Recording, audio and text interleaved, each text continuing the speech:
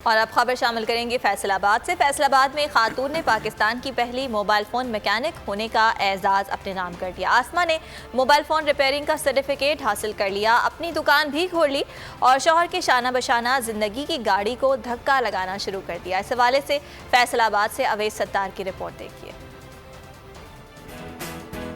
फैसलाबाद के मुकामी एनजीओ ने 20 लड़कियों को मोबाइल फोन रिपेयरिंग का कोर्स करवाने का बीड़ा उठाया, जिनमें आसमा ने पाकिस्तान की पहली खातून मोबाइल फोन मैकेनिक होने का एहसास अपने नाम किया। आसमा कहती हैं कि अब वो अपने शौहर के साथ मिलकर मोबाइल फोन्स की दुकान संभाल रही हैं। मैं सिखाना चाहती हूँ और मैं बेसिक यही कहती हूँ कि मुझे सपोर्ट की जाए ताकि मैं आगे दूसरी लड़कियों को ये हुनर दे सकूँ और जो है बेरोजगार है वो अपनी रोजी कमा सके। आसमा के ग्राहकों में खवातीन भी शामिल हो चुकी हैं, जो उनसे मोबाइल रिपेयरिंग का काम करवा कर उन्हें मुकम्मल सपोर्ट कर रही हैं। मुझे पूरा यकीन है कि मेरी कोई भी चीज़ जो है यहाँ से आगे पीछे नहीं होने वाली है और मुझे अच्छा लग रहा है और मैं मज़ीद चाहती हूँ कि मुझे भी ये मौका मिलता कि इनकी तरह मैं भी ये काम कर सकती हूँ। मुकामी एनजीओ के डायरेक्टर का कहना है कि उनका मिशन ही खवातीन को हुनर और रोजगार की फरहमी यकीनी बनाना है। मेरे ज़हन को ये क्लिक कर रही थी कि हम क्यों ना खवातीन को इस फील्ड में लेके आएँ और ताकि ये खवातीन मोबाइल रिपेयरिंग में मोबाइल लैब में आ गए हैं, क्योंकि ये घर में बैठ के काम हो सकता है, शॉप में बैठ के हो सकता है, इसमें प्राइवेसी है, इसमें रिस्पेक्ट है। आसमा का ये अज़्म है कि वो अपने मोहल्ले की दूसरी लड़कियों को भी मोबाइल फोन रिपेयरिंग का काम सिखाएं, ताकि मुआशरे में हुनरमंद खवातीन पैदा करके मुल्क की मईशत को मजबूत कर सकें। पाकिस्तान की पहली मोबाइल फोन मैकेनिक का एजाज़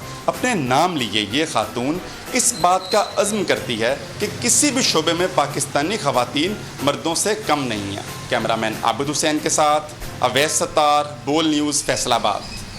रिपोर्ट आपने देखी और आसमा इस वक्त हमारे साथ मौजूद हैं। बहुत शुक्रिया आसमा, आपके वक्त का। Very good morning to you. Asma, बताइएगा, वैसे मोबाइल रिपेयरिंग जो है वो बादियों नज़र में मर्दों के करने वाला काम है, आपको इस फील्ड में आने का शौक कैसे पैदा हुआ?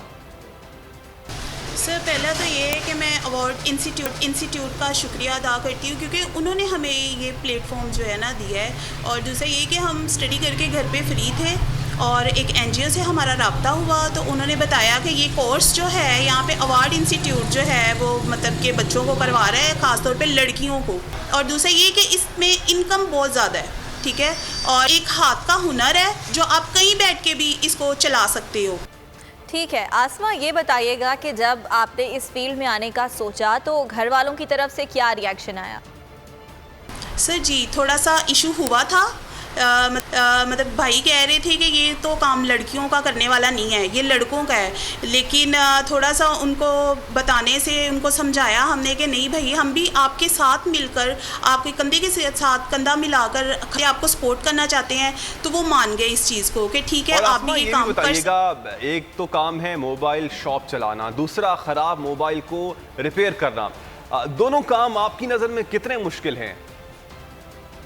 सर, जो इस चीज़ को जानता नहीं है उसके लिए तो बहुत ही मुश्किल है, लेकिन हम इस चीज़ को जानते हैं, हमारे लिए इतना मुश्किल नहीं है। तो जब आपको अच्छे से आएगा आपके लिए कुछ भी मुश्किल नहीं है। जब आप किसी भी काम को ठान लेते हो कि हमने ये काम करना है तो सर वहाँ पे कोई भी मुश्किल पेश नहीं आती।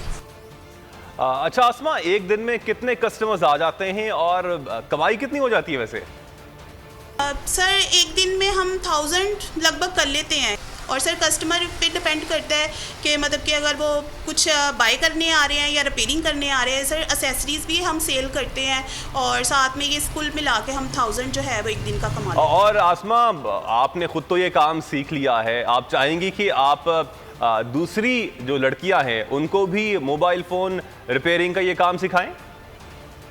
ये सर, बिल्कुल मैं ये चाहूँगी कि मुझे जो ये नॉलेज मिला है ये बहुत अच्छा है और मैं ये चाहती हूँ कि मैं जो दूसरी बच्चियों तक भी इस जो है काम को पहुँचाऊँ ताकि जो लोग बेरोज़गार हैं वो अपनी रोज़ी कमाएं और अपने पेरेंट्स को खुद को सपोर्ट करें। कोई लोग भी बेरोज़गार। बहुत शुक्रिया।